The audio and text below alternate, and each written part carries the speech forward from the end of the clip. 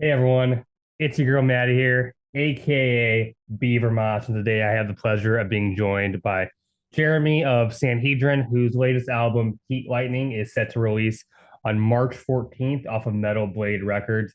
Jeremy, thank you for joining me. I think it's the morning where you're at, so how's the morning going? It's really cold. So I live in the northernmost point in New York State now, Yeah. and I woke up and it was like -3 Fahrenheit. I am very familiar with what you're going through now because I'm in Minnesota, so it is. Oh yeah, yeah. Yeah, So it's yeah, negative. It's -8 here, so yeah. okay, yeah, yeah. We're in the same climate. Yeah, Beautiful summers though. That's what we tell ourselves. that's true. That is true. Cool, man.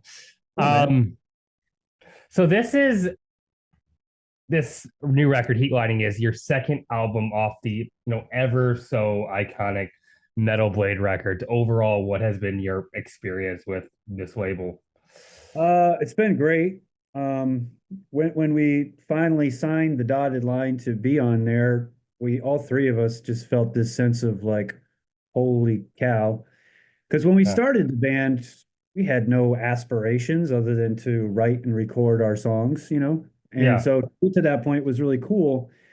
But a logo on the back of an LP is only as good as the people working there. sure. And us, are the people that we deal with directly at the label are just great, fantastic people. They've become friends, and yeah, we're just really excited that no matter how much we scale up, we're with somebody who can handle it. hmm And have you gotten to talk with Brian Slagle at all? Have you met or? No. Interestingly, he was in my old band Black Anvil. I was on tour with Cannibal Corpse a couple years ago with them, and he was Mm. watching side stage. And then I tried to find him, and Yeah. I wanted to say hi and say thanks, but no, we mostly deal with this fella in Germany named Andreas, Okay. and then over here we deal with a couple of their PR people, and then we've dealt with Tracy. Tracy Vera essentially is who runs the label now. hmm So Brian is involved to the extent that he's the big cheese, but the day-to-day kind of CEO stuff is run by her. Cool. I saw Black Anvil about a couple years ago. I'm assuming you probably weren't in the band at that point, but But I left just last year, so it would have been. okay, yeah, I saw you open up for Enslaved and Oh, yeah. yeah, that one I wasn't on. That was actually I left the band between the Cannibal Corpse tour and that tour. So Okay. yeah, yeah. All Yeah. right, well, Sad to maybe miss you there. Sanhedrin. Are you Yeah. in Minneapops, I guess? Yeah, yeah, I saw him in All right. Minneapolis. Well, tell your friend Sanhedrin wants to play Minneapolis, and we'll Okay. I make will. it happen. Yeah. Uh well, your band put out this band, Heat Lightning, has put out your first demo in 2015. So this marks 10 years as a band. How does it feel to be and have Sanhedrin going for a decade? It's pretty surprising, honestly. Um, a lot of people start bands and they don't even make it to the point of making a demo. So the fact that we're still together this long, I think, is a testament to our belief in what we're doing, our friendship with one another, and just a sense of persisting. We've been through a lot of ups and downs as a band, as individuals in our personal lives, and Mhm. it's kind of nice to have this thing be a constant during all of that, despite it being challenging at times. Sure, sure. Now, something I'm curious about listening to your record is that, you're a three-piece, just one guitar, bass, drums. With a more stripped down lineup like this, how are you able to make something sound, really big and heavy? Well, we just sort of we write our music around the fact that it has to be presented by the three of us. hmm So as a guitar player, that provides some limitations in terms of things I can or can't do in a moment of a song. Yeah. But like every songwriter, most people who write songs are not necessarily the greatest musicians in the world. It's the creativity that makes a song great. Hmm. And so we work within our limitations as individuals and as the unit that only has these three instruments Yeah. to kind of push the big sound forward. And then we also tune our guitars and basses in terms of our tones so that when we're all playing together, there's this big push forward, and it Mhm. doesn't necessarily sound like, you know, a small unit, even though we are. Yeah, and smaller bands have made great metal albums. I mean, Motorhead comes to mind as like the obvious It's example. So pretty good, right? yeah. Yeah. They sounded pretty Yeah. good. And the other thing is, Yeah. I've found, because I've played in five pieces, four pieces, I've Yeah.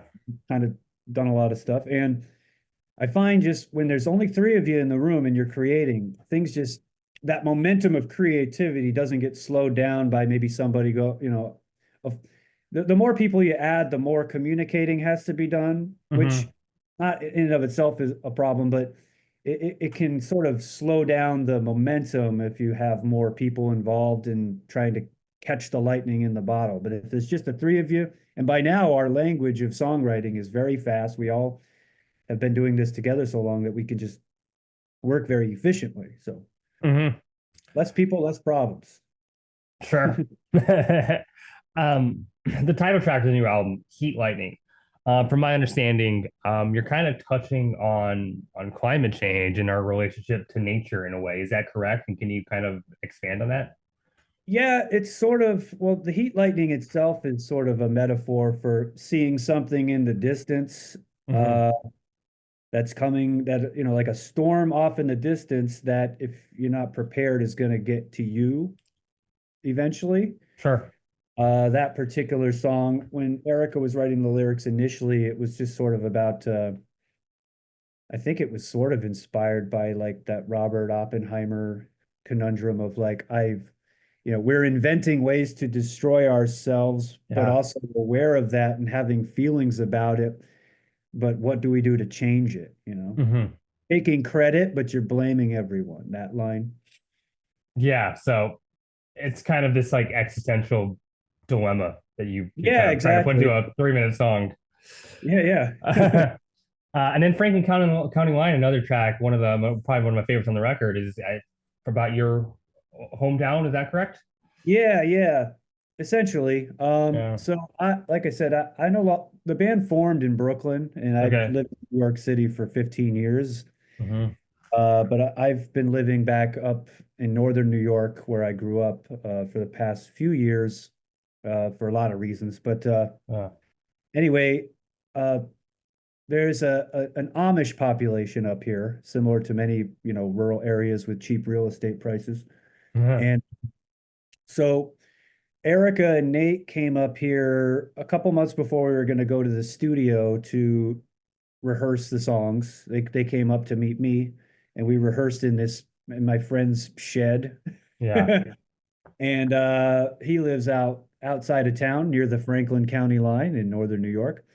And so on our way to practices, we'd, be driving by all these Amish buggies and all these Amish homes hanging their clothes Yeah. outside, and we'd be working all the time. And Erica had this idea of writing a song about what if these Amish girls, because you see Amish girls riding by themselves on these buggies. What if they got off their buggy, went into the woods, and partied with some English boys, as they're known, which would be people like us who are not Amish. Yeah. And so that song is just sort of a fantasy about something like that taking place up here. Because partying by a bonfire in the woods is sort of a rite of passage when you grow up in a rural Hmm. area like this. And so we just did it with a twist. I I didn't grow up in the area where the Amish people live, but was raised in Indiana and like about an hour away from kind of the part of Indiana where Amish people kind of settled, and we would travel there to kind of visit every once in a while. So I do have experience kind of seeing that way of Yeah. life and going to the Amish restaurant, and it's interesting seeing people kind of live that way with no technology or whatsoever. Yeah, yeah. Yeah. And whatever your views on like their reasoning behind it, it's interesting to see it, to be around a culture of like Mhm. essentially 100% self-sufficiency in an Yeah. era where everything is, you know, basically winding up at your doorstep in a day if you want it to, it's Hmm. just a, so yeah, there's a bit of a fascination there. And then the song itself, the music was written very quickly for that song because we submitted the demo to Metal Blade just to show them what we were up to. And our rep Andreas was like, "This is all great, but I want a really fast song.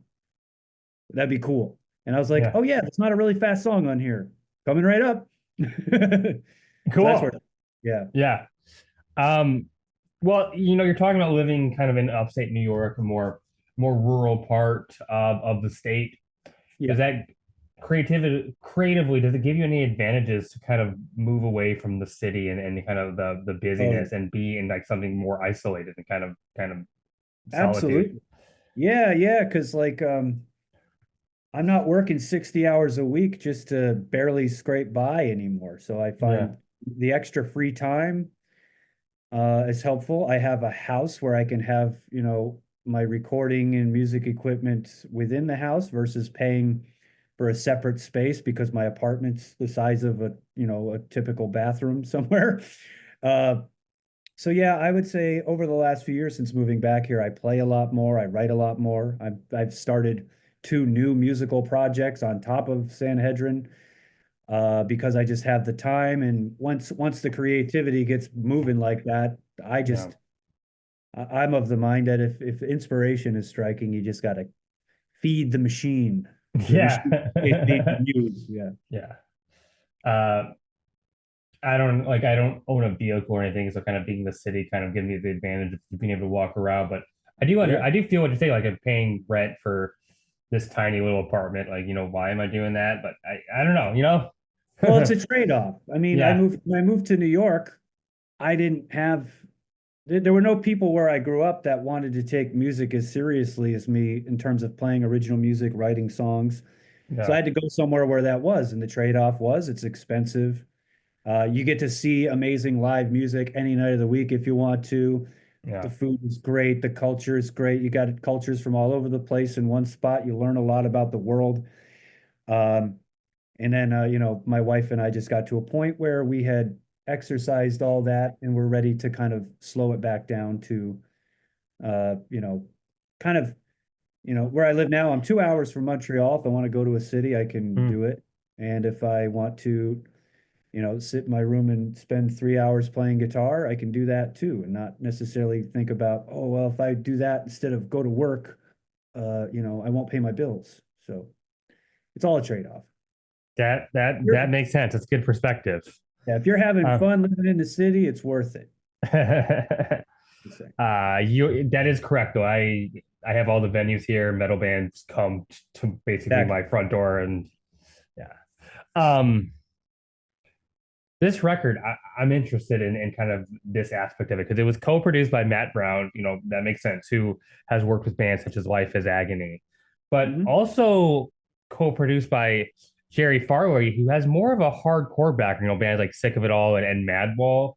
Yeah. Does that hardcore background kind of influence the record or come out at all, in your opinion? Well, between the two of them, we were just able to speak a language and tell them like what are we trying to get across sonically. Hmm. So this record has a lot more punch to it. The guitars are more in your face and more crisp than our previous Sure. efforts. And those are things that, a hardcore engineer or people with more of that sort of big, thick, muscular sound in Hmm. their background could help us with. And yeah, so it wasn't like, oh, he did hardcore records, let's use him. It was more organic than that. Like Nate, the drummer, is a good friend with both of them and they work together. And it really just started with conversations about, these are some songs we're writing and this is the sound we're going for. And then we wound up with the sort of a backdoor entryway into this really legendary recording studio in Yeah. Woodstock, which had a big, console with they had all the gear that you make a classic sounding record with and has that glue to it. So that was something we were excited about as well. Hmm. But it was less about like what what's your credit list and more like just real organic conversations between friends and being like, okay, let's do it, you know? Yeah, sure. And you talk about having access to this iconic studio in Woodstock and having all this gear around you. Yeah. How did that, help with the record? Well, I just feel like having all the nice you don't need that stuff to get a song's point across. Hmm. But one of the things we liked about it was just having a lot of the different sources, the instruments go through the same equipment versus having like guitar recorded this way and this going this way. Hmm. Gave it some glue. And then in terms of performance, I mean, so many of I've had a few like really favorite records be recorded at this place, and then records I've heard on the radio be recorded at this Yeah. place. And so you kind of feel the ghosts of the studio around while you're doing Yeah, the thing. It that's kind of, beautiful. yeah, I feel like it elevated not just the sonic characteristics, but Yeah. what member of the band put into their performances just subconsciously from being in a place like that. It's inspiring. So, Do you mentioned some favorite records coming out of that studio? Do you have any examples? Rush Test for Echo was recorded there, Hell and yeah. Social Distortion, White Light, White Heat, White Trash was recorded there. Metallica and Justice for All was mixed there, which I know Oh, interesting. that's not a record known for being a great mix. It's controversial, but and then like a lot of REM records were done there during like the Yeah. height of their success. Dave Matthews Band, not like a favorite band, but just sort of give you an idea of Meatloaf, Bad Out of Hell, the first one was done there. Okay. Tenders record. So yeah, just a lot of like platinum records and uh Jeff Buckley, that big Jeff Buckley record was done there. Sure. And so yeah, you just go in there knowing that and you're like, okay, if these walls could talk, they can't, but they kind of talk to you in different ways. If I don't Hmm. know how superstitious one might be, but you just feel a vibe in a place like that. Like this is a place where this is a place specifically built for magic to happen. So let's make magic. I I listened to Injustice for All recently, actually. Just put it on, it's a record you listen to every once in a while, and I was paying attention to that mix you're talking about, and like it's different for sure. It's not as bassy as Master of Puppets, but I don't hate it as much as other people. I don't know. It has this kind of the hollowness almost matches the subject matter, if that makes sense. Like it's like, Yeah. Yeah, I yeah. agree. And like there's like a ominous darkness about how raw it is that Hmm. lends itself to the vibe of the album. Yeah. When you look at historically, like they had just lost, one of their best friends in a Yeah. terrible way, and that kind of weighs on it. The vocal performance is kind of interesting. It's sort of a transition from thrash James to, what became almost like a caricaturistic version of James later on. Hmm. And yeah, and I have the remastered version on vinyl, and they did a really good job with the remaster of just bringing out some of the stuff that Yeah. maybe wasn't there before without remixing it. So yeah, I agree. I think it's a cool sounding record, and I don't miss the bass because it's the only version of the record I've ever known, Yeah, I will defend the mix and master of Injustice for All. You will not get me defending the sound of Saint Anger ever. Me neither. I don't know how you have an 80-minute record without Kirk Hammett doing a guitar solo. Yeah. But what's interesting? I don't know if you remember there was a song they did for a Mission Impossible movie called I Disappear. I'm not And super familiar actually. yeah, so it was before Saint Anger, and it was when Jason was still in the band, and it was a one-off single, never went on an album, and the snare drum is there too. So that's where the seeds were planted. I'm a Metallica insane person, so Mhm. I even listened to Lulu all the way through once, only once, but Oh, good for you. after several Uh, attempts. yeah. I don't need to do it again. But so yeah, that snare drum, it's a cartoonish thing, but I just felt like the songwriting was, eh, you know, Well, we're talking. it just it shocks me when I hear some of the like some of the tracks from Saint Anger. I've never like listened to it all the way through. I've listened to parts. I've tried. Uh, Um, but like the riffs on Saint Anger, like these are the same musicians who yeah, minus one who wrote Master of Puppets. How are they the same band? It doesn't make right, any right. sense. Yeah, because I can even mess with like the Load records and definitely Yeah. like the Black album. But well, I've heard Saint Anger many times all the way through because once Mm. every tour when I was in Black Anvil, Paul, the singer, would just put it on and then spend the next 80 minutes defending it to the rest of the van while we all said, "No, you're crazy." Yeah. So I'm very familiar. I think at the time,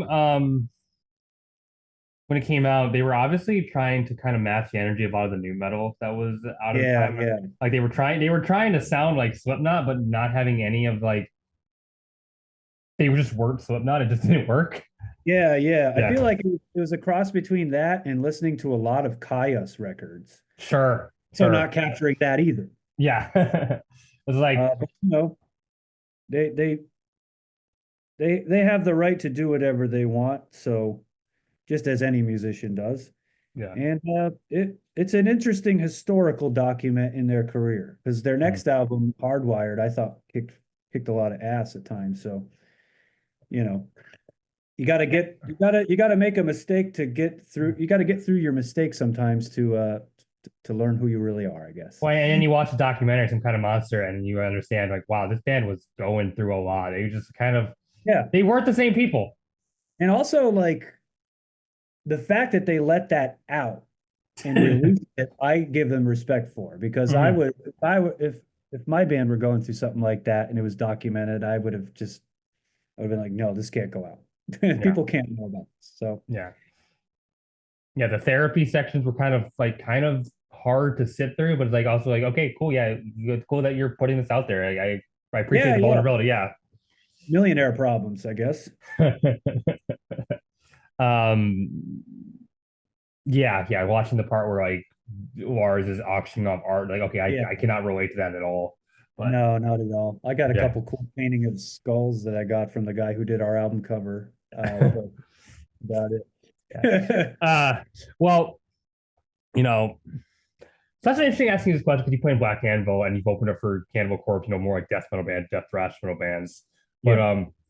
you right now in Sanhedrin, you play a very traditional form of heavy metal. You made me like a heavy metal hard rock kind of hybrid, Mhm. kind of drawing, I would say, from like the new album era. I hear bands like Accept, I hear bands like Deep Purple in your sound. Nailed And, it. and I'm wondering, in 2025, obviously you must think this, but is there still a place for that kind of old school classic heavy metal sound? There seems to be, Mhm. particularly in Europe. When we go over there, it's like we've been dropped off on another planet where, there's this ex excess of enthusiasm for what we do. Um, but really, I don't think we do it for that reason of trying to put it out there. I think heavy metal and hard rock at this point are similar to maybe like jazz or something, where you do it because you love it. Yeah, Try to find whatever avenues you can to make the most of, what you're putting out there. And it's not like we sat down and said, let's start a traditional heavy metal band when we started 10 years ago, when this kind of mhm. music wasn't necessarily as in favor as it is at the moment. Yeah, It was more just like this is what happens when the three of us get in a room and start creating. This is how we bring out the best in each other. yeah. And you're right. This more kind of old school heavy metal sound is seems to be in favor right now. You have bands like Visigoth and Yeah. Night Demon, and I could keep going on. Like they seem to be doing pretty well for themselves. Mhm. Yeah, Hmm. yeah. And deservedly so. Both those bands work really hard to get to where they are. Yeah, It's part of it too. Like you gotta keep kind of plugging away. But yeah, it's kind of cool that at this moment in time, I'm noticing, the band started 10 years ago. So now there are people who are like 20, 25 years old getting into this kind of music that mm, weren't even enough to know that it existed 10 years ago. I saw that a lot on the Cannibal Corpse tour yeah. too. where you're just like, wow, there's like 16-year-old kids here moshing and screaming the words to Hammer Smash Face all these years later. It's just I guess it's always just going to Yeah. be around in some way. It's just a matter of the uptrends and the downtrends. I mean, I mean, I'm not that much older than that. I'm 31 and I feel that way. I'm also into that. But I, so when I had that like feeling when I saw, I went to go see Creator and Death Angel not too long ago, Nice. and going there and seeing a lot of kids with like the X's, like teenagers. They weren't 21. Like, how did you Yeah. discover old school thrash? Why are you into this? Like, why are kids? Like, I didn't know kids got into this music. You know? Well, yeah, I Yeah, teach guitar lessons, and one of my students is into like blasphemy and all this like war metal and stuff. yeah, And she's like in this small town where you don't meet people like that. It's just that I think whatever the world is giving people, if they're not getting what they want from what they're being fed, they're going to seek out stuff on their own. And I guess that's yeah. just a timeless thing with a certain type of music fan. That just that curiosity. Well, I think that's, I mean, part of the appeal that's the appeal to me is that like we're like I think heavy metal, a lot of metal bands, whether it be like like I love Blasphemy. I have a Blasphemy poster up here, or even like Insect Warfare. I love like all kinds of heavy metal, but Yeah. like it's not as covered by like the general music press. Like you Right. don't really see it talked about on Pitchfork or Rolling Stone. Maybe a little bit. There might be like a side column about it, but it's like something you have Yeah. to like go out and like kind of discover. It's like these hidden treasures, and that's kind of There- exciting. There's always that one band that like those magazines will anoint as the cool band from that genre or something. Yeah, yeah, But yeah, but you also have like Metal Archives, you have Bandcamp. So Sanhedrin is only where we're at because of Bandcamp. We self-released right, our first album, and then people in Germany wrote a magazine column about it.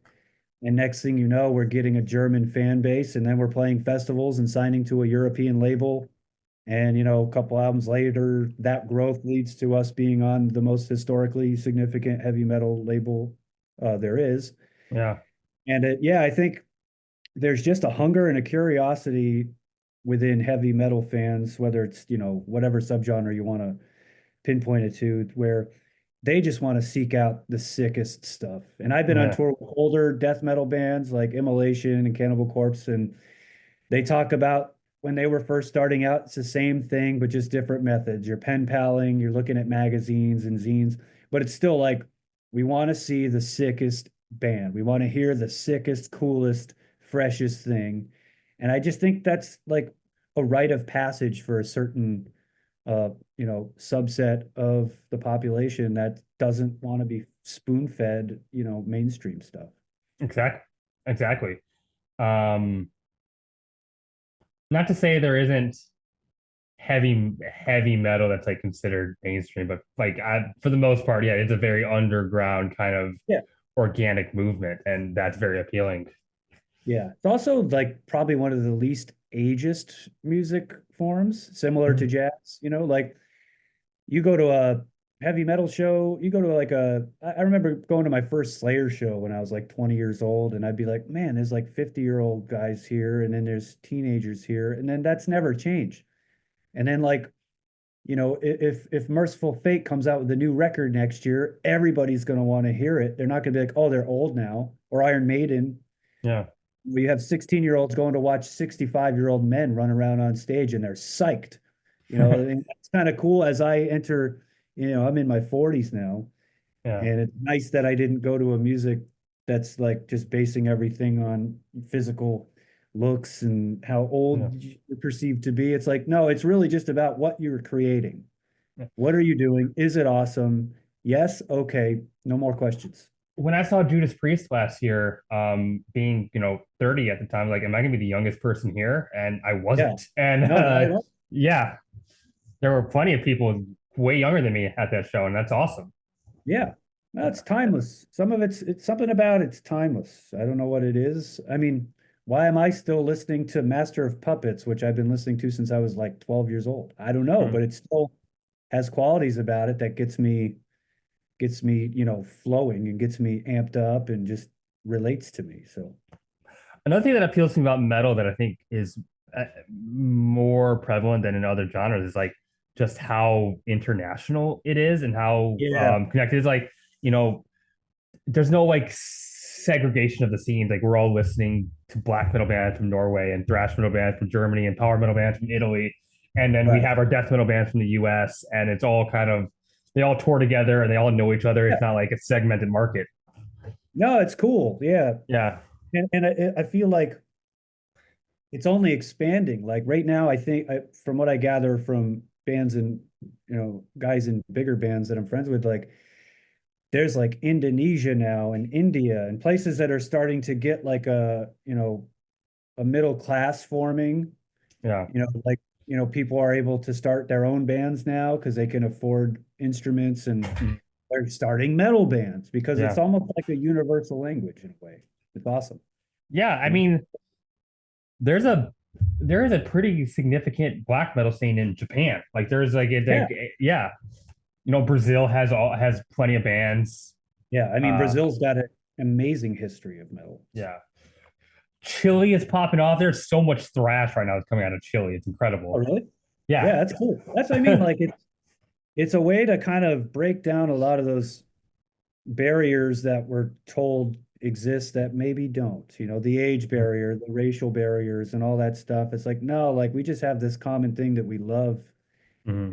and let's all be weirdos together. I think why that exists too is because I have what we talked about before too is like the lack of like mainstream marketing where it's like it's more like word of mouth. Like we're not getting like branded things, we're not getting target marketed and not being told, okay, this No, is for the no, American audience, or this is for like this 50-year-old audience. It's all just kind of it exists and people find it. exactly. And then Yeah. in that way, it's kind of a more honest curation than one that's being fed to you by like some sort of gatekeeping. Hmm. Or just like people telling each other, yo, have you heard this new Bolzer record or whatever? It's like, no, what's that? Listen to it. Oh, that's awesome. Or, oh, I don't like it, but have you heard this? It's just like it's more of a ground level, community level exchange of information. Yeah. And I think people are hungry for that in an era where it's just so easy to be told what to think and go about your business, which, a lot of people do. And if they're happy, more power to them. But, the curious will always keep digging. Yeah. Yeah. And you think about the metal festivals where people from all over the world go to travel to Vakian. Yeah. Or when I was at Maryland Death Fest last year and seeing, and like I was not expecting so many people from like South America to make the trip up there, but they did, and it was great to kind of Yeah. have this non-borders moment, seeing Sodom with a bunch of people from all over the world of all age groups, just like all Yep. just going crazy for it. Yeah. It's just that sense of like, this is ours, Yeah, all over. It's really cool. I love it. I cool. like that I get to play those festivals. I like that I get to, you know, be a small little, ping on that radar myself. And it's cool. It's cool to live it. Yeah. Well, Jeremy, I don't have any more questions that I had planned for you, but I do before I let you go. Want to give you the floor for any final thoughts. Just kind of tell people where they can find your music, your merch, all of that, your socials, whatever you want to tell people. Go for it. Yeah, if you want to check us out, the best landing page would be our website, which is sanhedrin.nyc. Mm-hmm. That's got linked to our Bandcamp, our social media, Spotify page, our merch store, all that stuff. And then in terms of ordering the record, go to metalblade.com/Sanhedrin and order Heat Lightning if you like. And Yep. that's about it. Otherwise, I just thank anybody who takes an interest in what we're doing because nobody is entitled to having other people enjoy their art. It's just something that happens if you get lucky. Mm-hmm. And so we feel very lucky. We feel very grateful, and we appreciate everybody who supports us. Awesome. Well, for everyone watching at home, keep on the lookout for the new Sanhedrin record, Heat Lightning, coming out on Metal Blade Records off of March 14th. Um, As always, thank you to my patrons who keep the show running, financially. Thank you for watching. Keep it metal. My name is Maddie, aka Beaver Mosh, and we're out of here. Bye.